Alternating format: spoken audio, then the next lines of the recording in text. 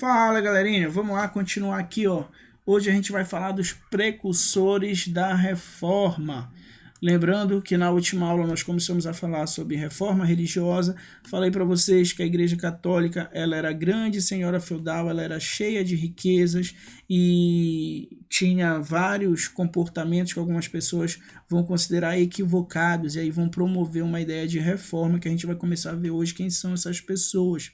Vimos também os motivos para essa reforma, motivos econômicos, motivos políticos, a briga da igreja com os reis, com os monarcas, para ver quem mandava mais. As questões econômicas, a questão da igreja condenar a usura e o lucro, a obtenção de lucro sobre produtos, que a burguesia vivia disso. E a questão moral de muitos religiosos estarem mais ligados a questões terrenas do que a questões espirituais, por exemplo. Vimos também que as ideias humanistas dos renascentistas vão modificar o pensamento tradicional da época. Tá? E isso também vai promover aí uma mudança de comportamento. Vimos também que o aperfeiçoamento da imprensa vai popularizar os livros, mais conhecimento chegando até as pessoas, certo? Precursores da reforma. Gente, precursores quer dizer aqueles aí, para que vocês possam entender perfeitamente, precursores seriam aqueles que vieram antes, aqueles que prepararam o terreno para os reformistas, ou seja, aqueles que já tinham ideias com relação à reforma, porém essas reformas não vão acontecer no período deles, eles vão servir de embasamento para os reformadores de fato. E aí eu trouxe para vocês dois aqui, ó, o John Wycliffe e o Jean Hus, tá? John Wycliffe, gente, esse carinha aí, ele vai censurar, tá, os tributos cobrados pela igreja, a riqueza mantida pelo clero. Ele é contra o poder dos papas sobre os reis, ou seja, ele aí já tem as ideias do que a igreja precisava reformular, das coisas que a igreja precisava fazer uma transformação, tá? Ele acreditava numa única fonte para o cristão, ou no caso, fonte de conhecimento. Essa fonte, a igreja dizia que o cristão sabia por intermédio dela. Já para o John Wycliffe, essa fonte é a Bíblia. E aí, pensando nisso, gente, ele vai ser o responsável por traduzir a Bíblia para o inglês, tá? Ele vivia aí na Inglaterra, ele vai traduzir a Bíblia Sagrada para o inglês. Depois dele, o Jean Hus, ele foi influenciado pelo Wycliffe, tá? Ou seja, ele vai pensar da mesma forma, vai censurar os tributos cobrados pela igreja, a riqueza do clero, contra os papas, tendo mais poder do que os reis, e ele vai traduzir a Bíblia para o idioma tcheco, tá? Na Tchecoslováquia, né? Ali, na Tchecoslováquia não, tá, gente? A República Tcheca, vamos lá, tá? Que era Bavária, se eu não me engano, nessa época aí, hoje República Tcheca. E o Jean Hus, gente, ele vai ser excomungado pela igreja. O que seria excomungado? Excomungado, gente, era aquela pessoa que era expulsa da igreja. E o fato de você ser expulso da igreja significava que você era um herege, você falava contra Deus, você falava contra a igreja, então você ia para o inferno. Então, a excomunhão, para quem acreditava fielmente na Igreja Católica, gente, era um documento que selava a sua ida para o inferno. As pessoas não queriam nem... Aquelas pessoas que acreditavam muito fielmente na Igreja Católica não queriam nem olhar no seu rosto, não queriam nem olhar na sua cara, porque pensavam que você ia para o inferno já por causa do tal documento de excomunhão que era regido aí pelo Papa, tá? Foi morto numa fogueira, gente, por disseminar as ideias que ele tinha. Foi morto numa fogueira como herege, foi condenado à morte. E durante muito tempo foi muito comum a Igreja Católica fazer isso, tá? Condenar à morte aqueles que pensavam de forma diferente da deles. Chamavam de hereges, diziam que eram contra Deus, que essas pessoas eram contra a igreja, então utilizavam isso para torturar e para matar essas pessoas, certo? Reforma protestante. Agora a gente vai chegar no primeiro reformista e o mais importante do período da reforma, tá, gente? Que é o Martim Lutero, certo? Gente, vamos lá, para vocês entenderem, Martim Lutero vivia aí no Sacro Império, tá? Existiam vários principados, vários reinos que compunham esse Sacro Império. Tá? Então tinha muitos príncipes que governavam, mas ele tinha um imperador. Tá? E aí esse imperador é como se ele estivesse acima dos príncipes, mas os príncipes também tinham poderes. Tá? E aí é o seguinte, gente, o Lutero ele era católico, ele era um monge católico, tá? Aqui, ó, da ordem dos agostinianos, e era também professor de teologia. E olha quem, lembra que nós falamos dos precursores? Olha quem o Lutero admirava, Jan Hus, tá? Bem aqui, ó, esse rapazinho aqui que foi morto na fogueira e que foi excomungado.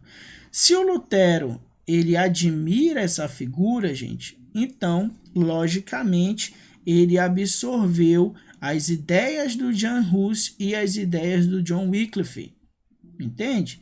As ideias de que tem pontos da Igreja Católica que estão equivocados, certo? Então vamos lá, admirava Jan Hus e sua, aqui é sua, tá, gente? Saiu sus aqui, um erro de digitação. Aqui é suas. E suas ideias de liberdade e simplicidade do cristianismo.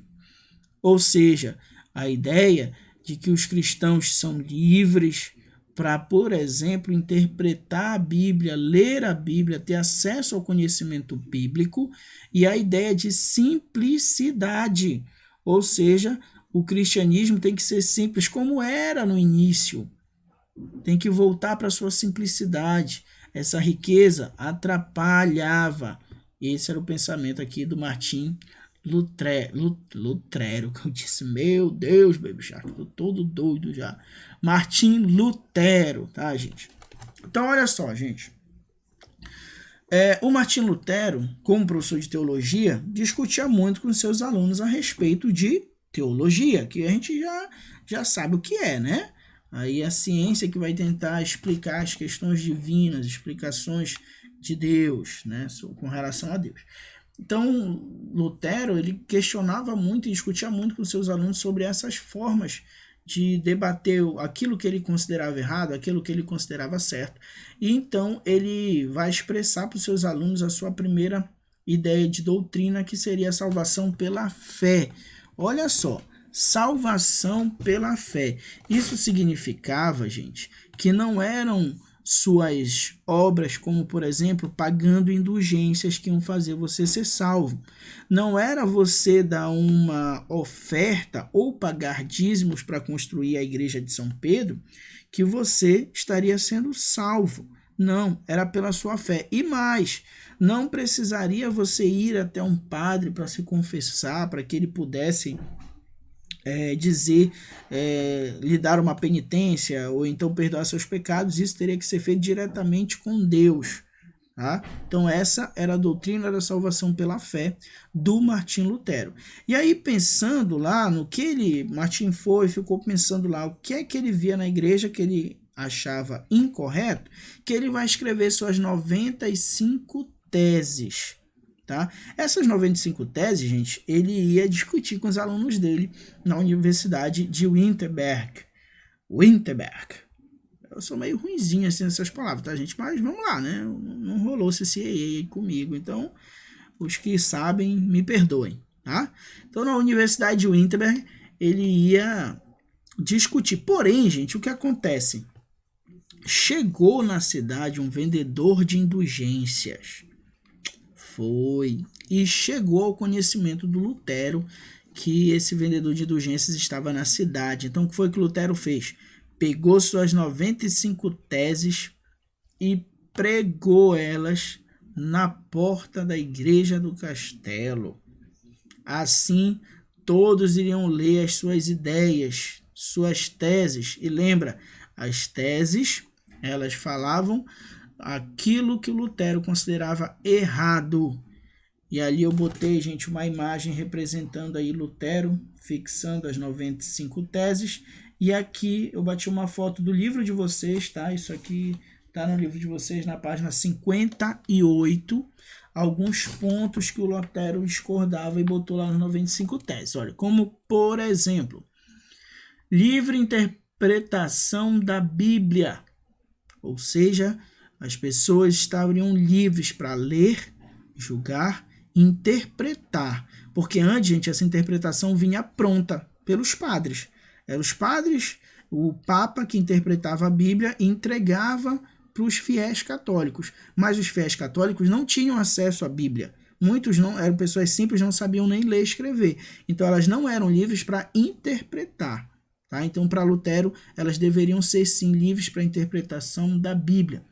A Bíblia como única fonte da verdade divina, com acesso a todas as pessoas, ou seja, a única fonte seria a palavra, seria a Bíblia. Salvação da alma por meio da fé e não por meio da compra de indulgências. Aceitação de penas dos sacramentos. Aceitação de apenas 2 sacramentos, batismo e eucaristia.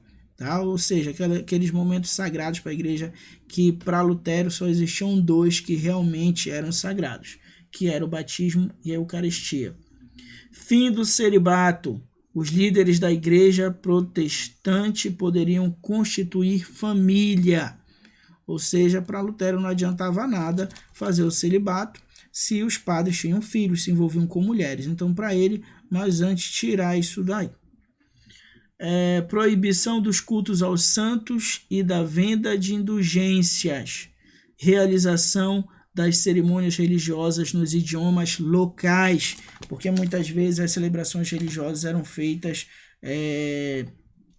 a partir do latim, então muitas pessoas nem entendiam. Certo, gente? Bem, gente, essas ideias rapidamente vão se espalhar, rapidamente vão chegar a pessoas de autoridade, como por exemplo príncipes do Império Sacro, né, do Sacro Império. E aí muitos príncipes e nobres vão apoiar Lutero, tá? E aí depois de ter esse apoio, Lutero vai passar também a defender a ideia de da criação de uma igreja que fosse nacional e independente de Roma, ou seja, independente do Vaticano, independente da Igreja Católica. Ou seja, agora sim que Lutero consegue o apoio de pessoas importantes, ele defende a ideia da criação de uma nova religião, certo? Vamos lá, gente, para finalizar aqui alguns outros pontos. Em 1520, o Papa Leão X ele vai promulgar uma bula condenatória contra Lutero. Nesse documento ele vai dizer o seguinte: Lutero, eu vou te dar uma chance. Vou te dar uma chance de não ter o mesmo fim que o rapaz lá que você gosta lá, né? Que morreu queimado em uma fogueira.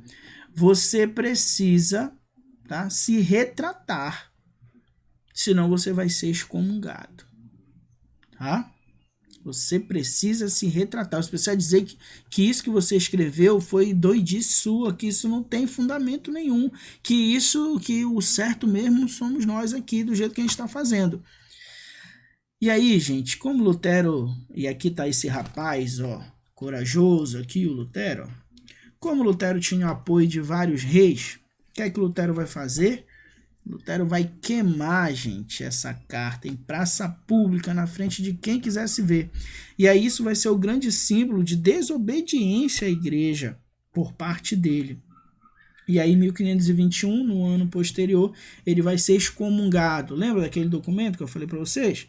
Pois é, só que para Lutero esse documento aí não valia de nada.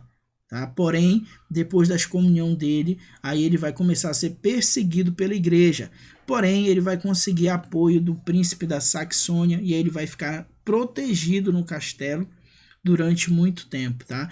E nesse tempo ele vai reformular muitas de suas ideias. Porém, gente, como por exemplo também ele vai ter tanto tempo, ele vai ficar tanto tempo, gente, que ele vai traduzir a Bíblia para o alemão. Tá?